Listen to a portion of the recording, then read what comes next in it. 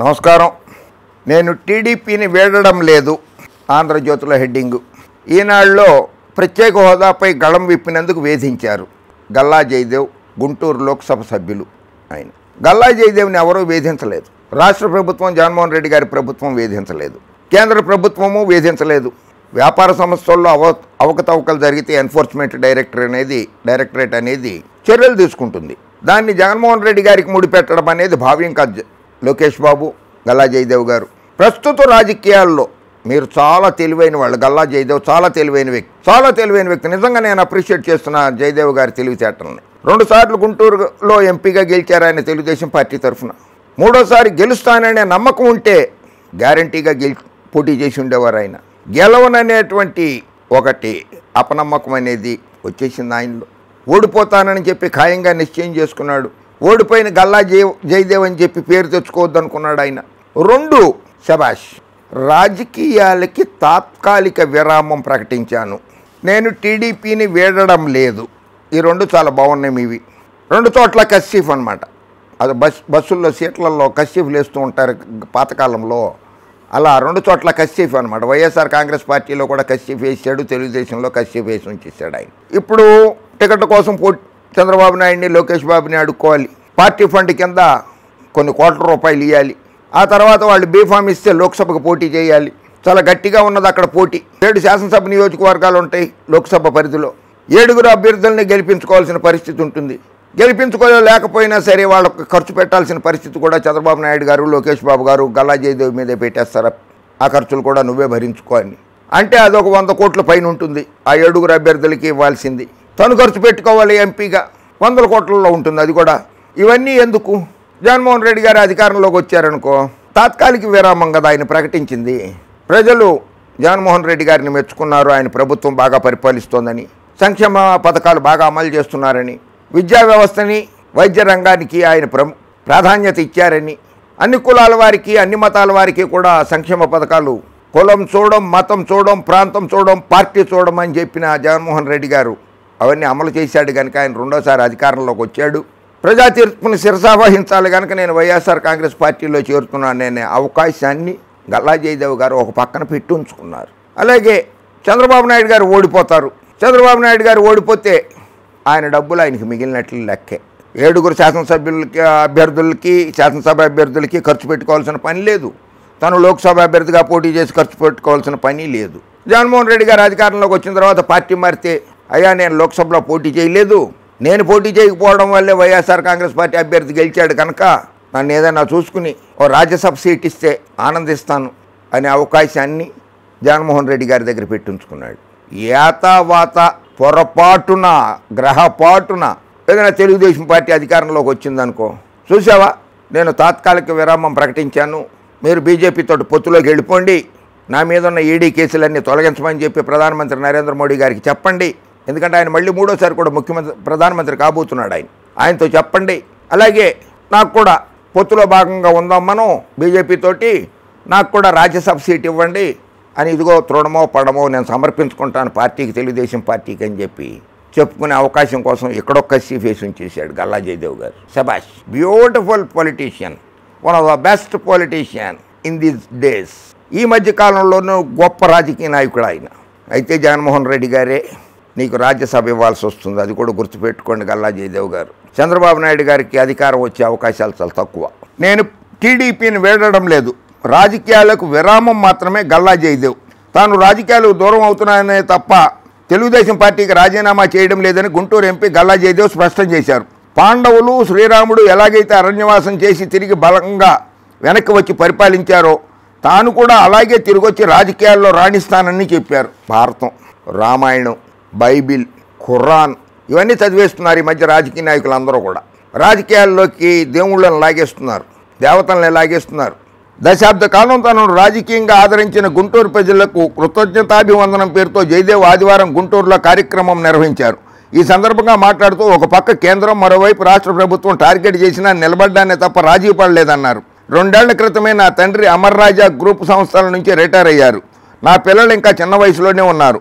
ఈ పరిస్థితుల్లో బిజినెస్లపై దృష్టి పెట్టాలని నిర్ణయించుకున్నాను. ఈసారి ఖచ్చితంగా సంపూర్ణమైన రాజకీయవేత్తగానే వస్తా అని ప్రకటించారు. లోక్సభలో రాష్ట్రానికి జరుగుతున్న అన్యాయం గురించి ప్రధాని మోడీని నిలదీశానని గల్లా జయదేవ్ గుర్తు చేసుకున్నారు. దీనివల్ల 2 సార్లు ఈడీ విచారణ ఎదుర్కోవాల్సి వచ్చిందన్నారు. ఇప్పుడు కూడా నా వ్యాపారాలన్నింటిపై భూతద్దం పెట్టి స్కానింగ్ చేస్తున్నారన్నారు. ఫోన్లు ట్యాపింగ్ చేస్తున్నారన్నారు. అయినా భయం లేదు. రాజకీయాలకు దూరంగా ఉండి కోర్టు కేసులు గెలిచి స్వచ్ఛందంగా బయటికి రాగలన్న నమ్మకం నాకుంది. అమర్ రాజా గ్రూపుల టర్నోవర్ను వచ్చే 5 ఏళ్లలో 58,000 కోట్లకు తీసుకెళ్లాలని లక్ష్యంగా పెట్టుకున్నామని చెప్పారు. ఇది ఆయన చెప్పింది.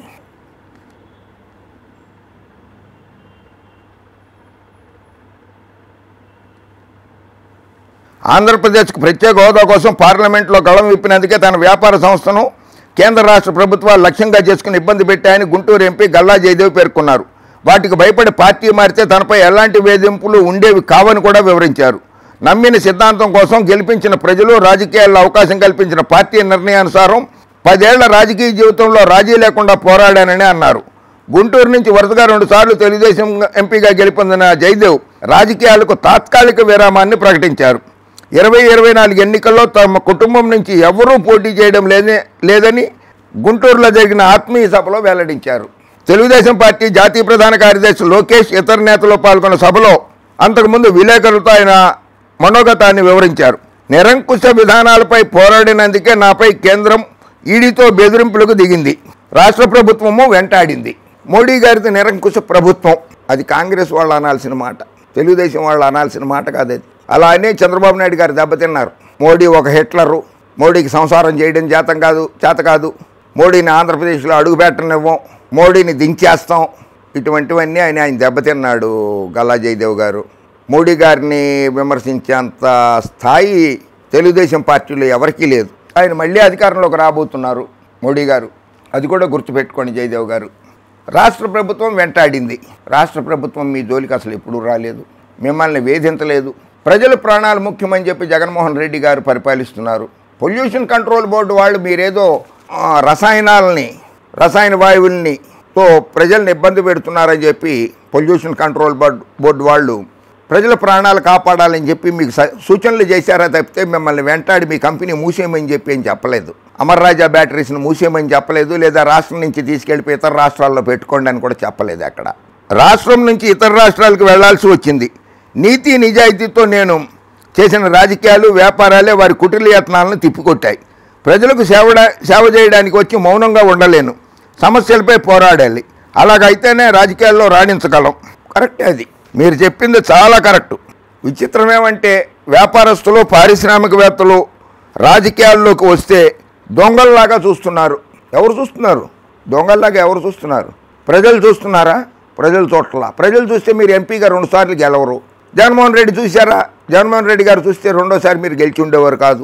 అధికారులు చూసుకుంటున్నారు. ఎందుకంటే తప్పు చేస్తే తప్పు అంగీకరించాల్సిన బాధ్యత ఉన్నది జయదేవ్ గారు మీ మీద.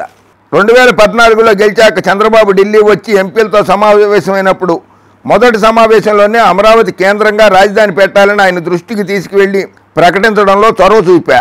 దేశ విదేశాల్లో తిరిగి అమరావతిని ఆధునిక రాజధానిగా నిర్మించాలని తపన పడ్డా.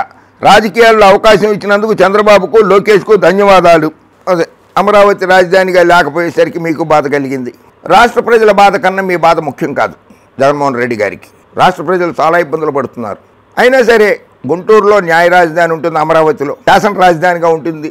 అమరావతి శాసన రాజధాని, కర్నూలు న్యాయ రాజధాని, విశాఖపట్నం పరిపాలనా రాజధాని. పరిపాలనని వికేంద్రీకరణ చేస్తున్నారు జగన్మోహన్ రెడ్డి గారు తప్పితే అమర్ రాజా బ్యాటరీస్ని దెబ్బకొట్టడం కోసమో, చంద్రబాబుని దెబ్బకొట్టడం కోసమో, రాజకీయ నాయకుల్ని దెబ్బకొట్టడం కోసమో రాజధానిని మార్చడంలా ప్రజల సౌకర్యార్థమే 3 రాజధానులని జగన్మోహన్ రెడ్డి గారు ప్రకటించారు. అది గుర్తుంచుకోండి జయదేవ్ గారు. వ్యక్తిత్వానికి మారుపేరు జయదేవ్. ఆయన కోసం తెలుగుదేశం పార్టీ తలుపులు ఎప్పుడూ తెరిచే ఉంటాయి. అమరావతి రైతుల తరఫున ఉద్యమించిన మొదటి వ్యక్తి ఆయన. ఆయన పోరాట పందాకు భయపడి అరెస్టు చేసి స్టేషన్ల చుట్టూ తిప్పారు. తెలుగుదేశం పార్టీ ఏనాడు పారిశ్రామికవేత్తల జోలికి వెళ్ళలేదు. ప్రత్యేక హోదాపై పార్లమెంట్లో అనర్గళంగా మాట్లాడారు. మళ్లీ పోటీ చేస్తే గుంటూరు నుంచి గెలుపొందే అవకాశం ఉన్నా రాజకీయాల నుంచి తప్పుకుంటున్నారంటే ఆయన నిబద్ధత అర్థమవుతుందని నారా లోకేష్ పేర్కొన్నారు. పారిశ్రామికవేత్తల జోలికి మేము వెళ్ళలేదు. లోకేష్ గారు శభాష్. ఎందుకు వెళ్ళలేదు? జగన్మోహన్ రెడ్డి గారిని జైల్లో పెట్టించింది ఎవరు?